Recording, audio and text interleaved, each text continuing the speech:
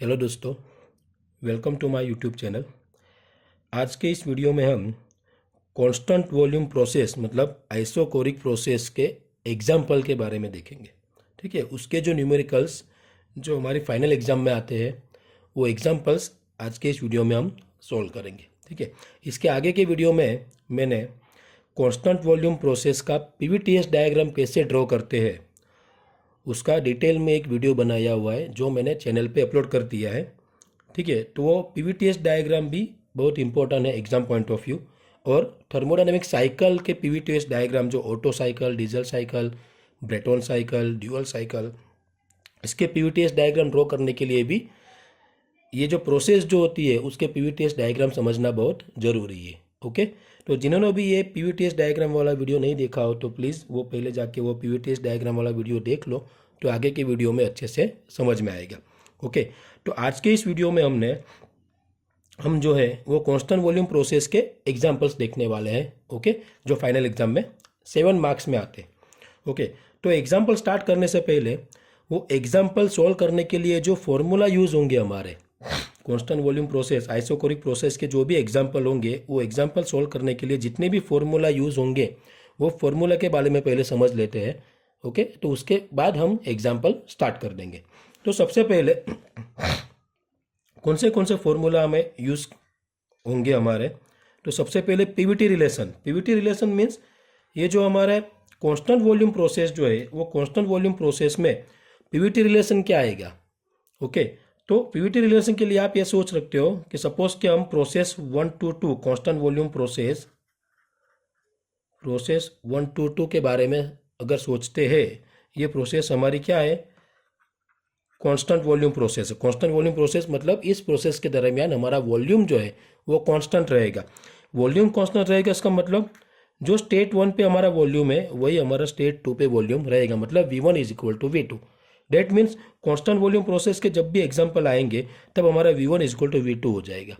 Okay, तो अभी ये पीवीटी रिलेशन मतलब बाकी के प्रेशर एंड टेम्परेचर के बीच में उसका रिलेशन क्या आएगा, तो ये P1/P2 एंड T1/T2 आएगा। तो इसको आपको समझ के याद रखना है, ऐसे याद रखने की ज़रूरत नहीं है। और समझ के याद रखने के लिए हम इस तरह से उसको बनाएंगे, P1 V1/T1, P2 V2/T2। Okay, P1 V1/T1 is equal to P2 V2/T2। अभी हमारा प्रोसेस कौन सा है, तो कांस्टेंट वॉल्यूम प्रोसेस। तो कांस्टेंट वॉल्यूम प्रोसेस में V1 is equal to V2 है। ठीक है, तो हम यहाँ से V1 V2 निकाल लेंगे इक्वल टू इसलिए, तो क्या होगा, ये हमारा P1/T1 is equal to P2/T2। Okay, तो प्रेशर को वन साइड पे ले लो और टेम्परेचर को अदर साइड पे ले जाओ।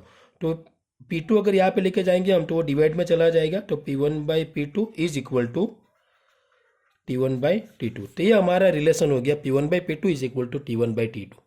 बहुत ही इंपॉर्टेंट इक्वेशन है ये, क्योंकि जब भी हमें दो प्रेशर और एक टेम्परेचर दिया होगा एग्जाम्पल में और दूसरा टेम्परेचर फाइंड करने के लिए बोलेंगे, T2 अगर फाइंड करने के लिए बोलते हैं तब एग्जाम्पल में हमको P1 एंड P2 दे दिया होगा और टेम्परेचर भी T1 दिया होगा, तो ये रिलेशन के हेल्प से हम T2 फाइंड कर सकते हैं। ओके, तो ये फर्स्ट इक्वेशन हो गया।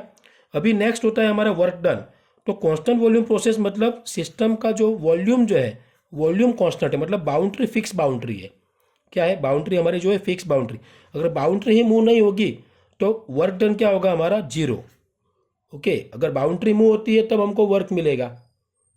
ठीक है, अगर बाउंड्री कांस्टेंट वॉल्यूम प्रोसेस मतलब उसकी बाउंड्री फिक्स है, अगर बाउंड्री फिक्स है मतलब वर्क डन हमारा 0 रहेगा। इसका मतलब कांस्टेंट वॉल्यूम प्रोसेस में वर्क डन W हमारा 0 होगा, W इज इक्वल टू 0।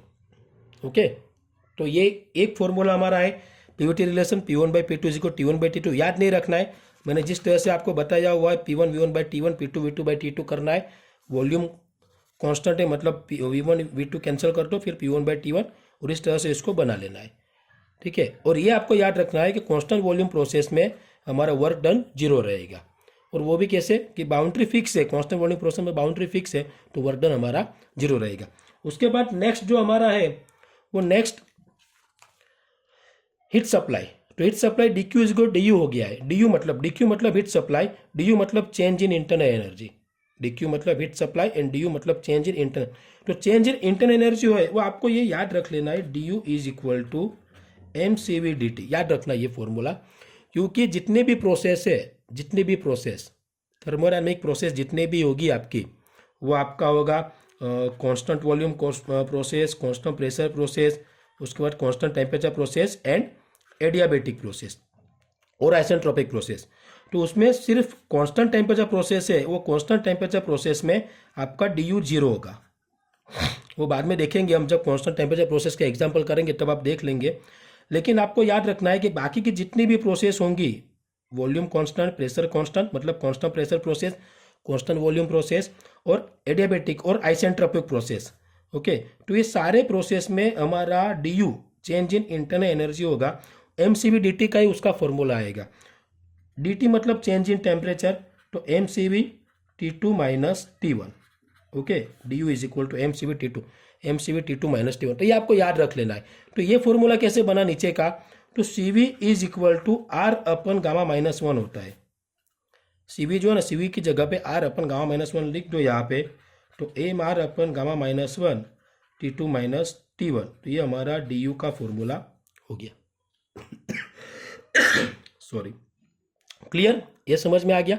तो आपको ये कांस्टेंट वॉल्यूम प्रोसेस, उसके जो एग्जांपल अगर करने हो तो कौन से फॉर्मूला याद रखने हैं, तो पीवीटी रिलेशन आपको याद रखना है। अगर आपको कांस्टेंट वॉल्यूम प्रोसेस में वर्क डन फाइंड करने के लिए बोलते हैं, ओके, क्वेश्चन में अगर वर्क डन फाइंड करने के लिए आ रहा है, तो आप डायरेक्ट लिख सकते हो कि in constant volume process work done is equal to 0। उसके बाद heat supply d Q is equal to D u है, और डी यू क्या है हमारा, तो d you is equal to m cv d T. ये आपको याद रखना है, m cv d t T2 minus T1, d t मतलब T2 माइनस T1, ओके। तो डी यू तो समझ में आ गया। तो डी क्यू मतलब डी यू कैसे होगा, ये हमने जो लिखा D Q is equal to D you, तो ये कैसे होगा, तो इसका मतलब डी क्यू डी यू है, तो इसका मतलब ये भी हमारा एम सी वी डी टी हो जाएगा। सेम डी यू का जो फॉर्मूला है वो हमारा डी क्यू के लिए अप्लाई होगा। लेकिन ये D Q is equal to D U कैसे हुआ, तो उसको समझते हैं। तो उसको समझने के लिए हमको फर्स्ट लॉ ऑफ थर्मोडायनेमिक्स समझना पड़ेगा। तो first law according to first law of thermodynamics, first law of thermodynamics, तो फर्स्ट लॉ ऑफ थर्मोडायनेमिक्स क्या है, D Q is equal to D U plus W. This is first law of thermodynamics, okay, thermodynamics का first law. तो D Q is equal to D U plus W. इसका मतलब क्या है, अगर कोई सिस्टम है, ठीक है, अगर कोई सिस्टम है और सिस्टम को हम जो भी हीट दे रहे हैं, जो भी सिस्टम को हीट दे रहे हैं, तो ये हीट सप्लाई हो गया हमारा। तो ये सिस्टम का जो भी हम हीट देंगे वो कहाँ पे यूज होगी, तो as per the first law of thermodynamics, energy neither be created not be destroyed, only converted और transfer from one form to another form, okay. तो यहाँ पे हीट हम दे रहे हैं सिस्टम को, तो ये सिस्टम क्या काम करेगी, तो जितनी भी हीट मिलेगी वो हीट सिस्टम जो है, हीट मतलब एनर्जी है, एक टाइप की एनर्जी है वो भी, ठीक है। तो वो सिस्टम क्या करेगी, जितनी भी हीट मिलेगी वो हीट सिस्टम सबसे पहले तो जितनी भी हीट मिलेगी उसको वर्क में कन्वर्ट करेगी, उसमें से कुछ पार्ट को वर्क में कन्वर्ट करेगी, और बाकी की हीट एनर्जी वो as a internal energy, system की खुद की internal energy as a part internal energy वो स्टोर करेगी, ओके। तो इसका मतलब as per the first law of thermodynamics, जितनी भी हीट हम सिस्टम को सप्लाई कर रहे हैं वो हीट कहाँ पे यूज हो रही है, तो एक तो वो as a internal energy use हो रही है, मतलब सिस्टम जो है वो अपने आप में स्टोर रख रही है as a internal energy, okay. और बाकी की हीट एनर्जी जो है वो हमारा वर्क डन में यूज हो रही है, मतलब वर्क डन में यूज होती है और इंटरनल एनर्जी अपने आप स्टोर कर रही है, ठीक है, जितनी भी हीट एनर्जी हम सप्लाई कर रहे हो। तो अभी ये जो हमारे ये सारे प्रोसेस के लिए अप्लाई होगा first law of thermodynamics, D Q is equal to D U plus W. तो अभी हमारा प्रोसेस कौन सा है, कांस्टेंट वॉल्यूम प्रोसेस।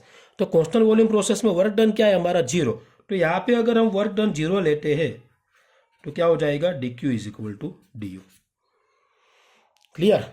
तो ये समझ में आ गया D Q is equal to D U कैसे है, या as per first law of thermodynamics, जितनी भी हीट सप्लाई करेंगे वो सिस्टम वर्क करने के लिए यूज करेगी, और बाकी की हीट एनर्जी सिस्टम अपने आप में स्टोर करेगी, जिसको इंटरनल एनर्जी बोलते हैं, ठीक है। लेकिन ये हमारे कांस्टेंट वॉल्यूम प्रोसेस में वर्क डन तो 0 है, तो इसका मतलब जितनी भी हीट सप्लाई होगी वो सारी की सारी सिस्टम अपने आप में स्टोर कर लेगी एज अ इंटरनल एनर्जी। इसलिए for constant volume process D Q is equal to D U, clear. तो अब ये सारे फॉर्मूला आपको समझ के याद रखना पड़ेगा कांस्टेंट वॉल्यूम प्रोसेस के एग्जांपल सॉल्व करने के लिए। तो सबसे पहले पीवीटी रिलेशन, तो जिस तरह से मैंने आपको बोला पीवीटी रिलेशन, तो P1 V1 बाई T1 इस तरह से आप याद रखेंगे। उसके बाद वर्क डन तो 0 है कांस्टेंट वॉल्यूम प्रोसेस के लिए। हीट सप्लाई डी यू हो गया, कैसे डी यू हो गया वो भी मैंने आपको बता दिया, as per first law of thermodynamics, and D you is equal to M C V D T. ये चारों फॉर्मूला याद रखने हैं। और इसके अलावा आपको दूसरा एक फॉर्मूला याद रखना है, वो फॉर्मूला है characteristic gas equation, P V is equal to M R T. कौन सा? Characteristic gas equation P V is equal to M R T. वो भी यूज होगा सारे प्रोसेस के एग्जाम्पल में, ठीक है। P V is equal to M R T. तो ये इसमें ये प्रेशर है, ये वॉल्यूम है, ये मास, ये कैरेक्टरिस्टिक गैस कांस्टेंट और ये टेम्परेचर। ओके, तो इसको मैं आपको बता देता हूँ। P V is equal to M R T, yes, P V is equal to M R T. P is equal to absolute pressure of gas. ये याद रखना है आपको, जो एब्सोल्यूट प्रेशर ऑफ गैस जो है उसका यूनिट याद रखना है kilo newton per metre square. क्या याद रखना है? Kilo newton per metre square. Okay, आपको एग्जाम्पल में जो भी प्रेशर दिया होगा वो उसका यूनिट होगा बार में। ओके, तो बार का जो यूनिट होगा उसको आपको कन्वर्ट करना पड़ेगा kilo newton per metre square. जब भी आप P V is equal to M R T equation use करते हो तो उसमें प्रेशर का यूनिट जो होगा वो kilo newton per metre square में कन्वर्ट करना पड़ेगा। ओके, बहुत बार स्टूडेंट्स जो है वो ये जो है कन्वर्जन जो है भूल जाते हैं, और जो बार में जो यूनिट दिया होगा वो बार में ही अप्लाई करते हैं तो उसका आंसर गलत आता है। तो ये पॉइंट आपको याद रखना पड़ेगा। सिर्फ P V is equal to M R T वाला जो फॉर्मूला हमारा है उसमें प्रेशर का यूनिट जो है वो kilo newton per metre square में हम अप्लाई करेंगे। ओके, तो उसके बाद volume, mass, characteristic gas equation, kilo joule per KG kelvin and absolute temperature kelvin. उसके बाद दूसरा फॉर्मूला याद रखना है कैरेक्टरिस्टिक गैस कांस्टेंट वाला, cp minus cv is equal to R. Cp मतलब specific at constant pressure and cv मतलब specific at constant volume. And last one cp by cv is equal to gamma. Gamma मतलब adiabatic index. Okay, gamma मतलब adiabatic index. Clear? तो इतने formula आपको याद रखने पड़ेंगे। एक तो ये 4 फॉर्मूला और ये 2 फॉर्मूला, ये दोनों फॉर्मूला सारे प्रोसेस में हम यूज करेंगे, सारे प्रोसेस। क्लियर? तो अब ये फर्स्ट एग्जांपल हम देख लेते हैं सबसे पहले। Okay, first example. क्लियर? तो फर्स्ट एग्जांपल क्या हमारा, 1 minute, sorry. Okay, 1 kg of gas enclosed in a closed vessel. Solution.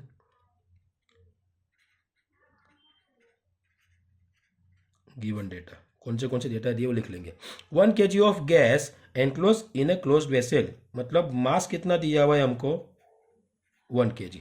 Okay, in a closed vessel has absolute pressure 2 bar, मतलब उसका प्रेशर जो है इनिशियल प्रेशर हो गया, ये कि जो क्लोज्ड है उसका इनिशियल प्रेशर हो गया। आप देख ले होते, has absolute pressure 2 bar and temperature 27 degree Celsius. If it is compressed up to 5 bar pressure and up to 5 bar pressure, find final temperature and change in internal energy. Take C P is equal to this and R is equal to this. तो अभी सबसे पहले तो आपको ये जो आपको data दिया हुआ है वो कौन से प्रोसेस का एग्जाम्पल है वो आपको समझ में आना चाहिए। कांस्टेंट वॉल्यूम है, कांस्टेंट प्रेशर है, कांस्टेंट टेम्परेचर है, एडियाबेटिक है, कौन से प्रोसेस का एग्जाम्पल है वो समझ में आना चाहिए। तो एक बात आप याद रखना कि जब भी क्लोज्ड वेसल आता है, क्लोज्ड वेसल मतलब उसकी बाउंड्री मूव होने वाली नहीं है, उसकी बाउंड्री फिक्स हो गई। ओके, क्लोज्ड वेसल मतलब उसकी बाउंड्री फिक्स हो गई। बाउंड्री फिक्स हो गई इसका मतलब वॉल्यूम कांस्टेंट हो गया। तो ये कौन सा एग्जांपल होगा, कांस्टेंट वॉल्यूम प्रोसेस का एग्जांपल हो गया। क्यों? क्योंकि क्लोज्ड वेसल दिया हुआ है इसलिए। ओके, तो अभी देखेंगे मास कितना है, 1 kg। प्रेशर, तो इनिशियल प्रेशर आपको दिया हुआ है P1 is equal to 2 bar. Temperature T1 is equal to 27 degree Celsius. इसको हमें केल्विन में कन्वर्ट करना पड़ेगा। तो डिग्री सेल्सियस को केल्विन में कन्वर्ट करने के लिए 273 प्लस करेंगे तो क्या हो जाएगा, 300 Kelvin. Okay, next, if it is compressed up to 5 bar pressure, मतलब उसको कंप्रेस कर रहा है कहाँ तक, 5 बार प्रेशर, मतलब ये स्टेट 2 हो गया 5 बार प्रेशर, तो ये हो गया हमारा P2 इज इक्वल टू क्या हो गया, 5 बार। तो क्या और दूसरा क्या दिया, CP एंड R दिया हुआ है तो वो लिख लेते हैं। CP is equal to 1.005 kilo joule per KG kelvin and R is equal to 0.297 kilo joule per KG Kelvin. Okay, find क्या करना है? Final temperature. Initial temperature T1 तो आपको दिया हुआ है, फाइनल टेम्परेचर आपको फाइंड करना है, मतलब T2 फाइंड करना है। दूसरा क्या फाइंड करना है? चेंज इन इंटरनल एनर्जी, मतलब DU फाइंड करना है। क्लियर? तो सबसे पहले आपको जो भी डेटा दिया हुआ है वो डेटा आपको समझ में आना चाहिए कि हमको एग्जाम्पल में क्या क्या दिया हुआ है, गिवन डेटा। ओके, अभी एग्जाम्पल स्टार्ट कैसे करेंगे? तो एग्जाम्पल स्टार्ट करने के लिए सबसे पहले हमको समझना पड़ेगा कि आपको क्या फाइंड करने के लिए बोला है, T2 एंड DU। तो अभी हमने देखा कि अगर हमको DU फाइंड करना है, तो DU का फॉर्मूला क्या है? तो mCv/dt for constant volume process, DU is equal to mCv/dt T2 minus T1। तो इसका मतलब DU के लिए हमारा फॉर्मूला है mCv/T2 माइनस T1। तो हमको क्या क्या कौन सी चीज़ चाहिए हमको? तो T1 चाहिए, तो T1 हमको दिया हुआ है। CV, तो CV नहीं है हमारे पास, CV फाइंड करना पड़ेगा हमको। उसके बाद M दिया हुआ है और T2 हमको फाइंड करना, T2 तो ऐसे भी फाइंड करना है। ठीक है, तो T2 फाइंड करने के लिए क्या करेंगे हम?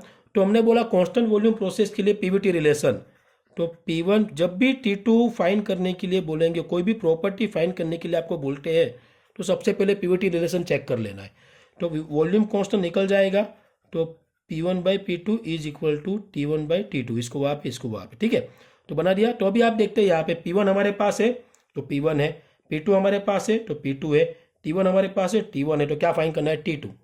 तो T2 हम इस फॉर्मूला के हेल्प से फाइंड कर सकते हैं। ठीक है, तो ये फॉर्मूला अप्लाई करते हैं सबसे पहले।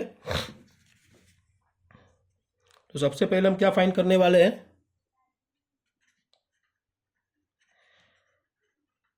Final temperature T2। ओके, तो एज पर PVT रिलेशन क्या होगा हमारा? तो PVT रिलेशन के हेल्प से हमारा P1/P2 और T1/T2 हो गया। ठीक है, तो P1/P2 is equal to T1/T2। Clear? तो हमको T2 फाइंड करना है, तो T2 यहाँ पे लेके जाएंगे हम, या तो फिर आप वैल्यू भी इनपुट कर सकते हो। वैल्यू क्या है हमारा? P1 2, P2 क्या है हमारा? 5 बार। ओके, T1 क्या है हमारा? 300 एंड T2। अभी T2 को यहाँ पे लेके जाएंगे हम, तो अगर T2 यहाँ पे जा रहा है तो 5 मल्टीप्लाई में जाएगा और 2 डिवाइड में जाएगा। तो T2 कितना आएगा हमारा?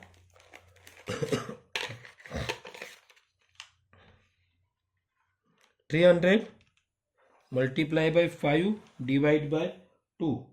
Okay, 300 multiply by 5 divide by 2 हो गया।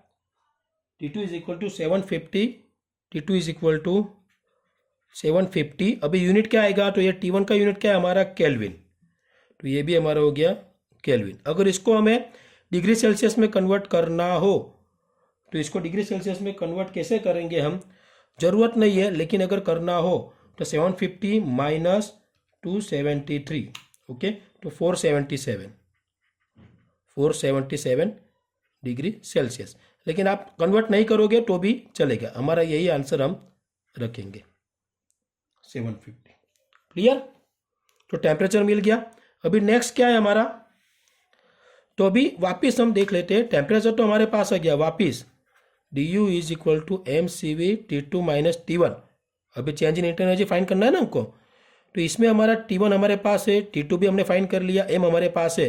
तो अभी क्या फाइंड करना है हमको? CV मतलब स्पेसिफिक हीट कांस्टेंट वॉल्यूम। तो CV फाइंड करने के लिए भी मैंने आपको एक फॉर्मूला बताया हुआ था, CP minus CV is equal to R। कौन सा फॉर्मूला है? CP minus CV is equal to R। तो अभी ये फॉर्मूला को हम अप्लाई करते हैं, CP minus CV is equal to R। अभी ये फॉर्मूला में हमारे पास CP की वैल्यू अवेलेबल है और R की वैल्यू भी अवेलेबल है। ठीक है, एक मिनट, ये रहा, CP भी हमारे पास है और R भी हमारे पास है। तो इसकी वैल्यू हम यहाँ पे इनपुट कर देते हैं। CP कितना है हमारे पास? 1.005 minus CV is equal to R। R की वैल्यू हमारे पास है 0.297। ओके, 0.297। CV फाइंड करना है तो CV हम उस इक्वल टू के उस साइड पे लेके जाएंगे तो प्लस हो जाएगा, और वो यहाँ पे आ जाएगा तो माइनस हो जाएगा। तो कैसे होगा 1.005 ये यहाँ पे आएगा इक्वल टू के तो माइनस 0.97 और सी वी वहाँ पर चला जाएगा तो ये प्लस हो जाएगा। तो इसको अगर हम सॉल्व करते हैं 1.005 माइनस 0.297 ओके। तो ये हमारा हो गया c v is equal to 0.708 kilo joule per k ji kelvin. Clear, समझ में आ गया सबको सी वी कैसे फाइंड किया? ओके अभी सी वी और T2 दोनों आपके पास अवेलेबल है। अभी नेक्स्ट हम फाइंड करेंगे change in internal energy d you, change in internal energy. तो डी यू का फॉर्मूला क्या है हमारे पास? एम सी v T2 minus T1। Okay तो एम हमारे पास कितना है 1 kg, सी वी कितना है हमारे पास तो 0.708 ओके। T2 कितना है तो केल्विन में ही लेंगे हम 750 और T1 कितना है तो वो भी केल्विन में लेंगे 300 ओके। तो ये हमारा आंसर कितना आएगा 1 multiply by 0.708 multiply by 750 minus 300 318.6 kilo joule ये हमारी इंटरनल एनर्जी आ गई। ओके तो हमारा फर्स्ट आंसर हो गया ये और ये सेकंड आंसर हो गया डी यू, T2 और डी यू। क्लियर, तो इस तरह से अगर आप फॉर्मूला याद रखते हो ठीक है तो एग्जाम्पल बहुत ही इजी हो जाएंगे। क्लियर, तो ये हमारा फर्स्ट एग्जाम्पल हो गया कांस्टेंट वॉल्यूम प्रोसेस का। उसके बाद भी हम इसके अलावा और दो एग्जाम्पल सॉल्व करेंगे जो हम नेक्स्ट वीडियो में देखेंगे। Okay, thank you.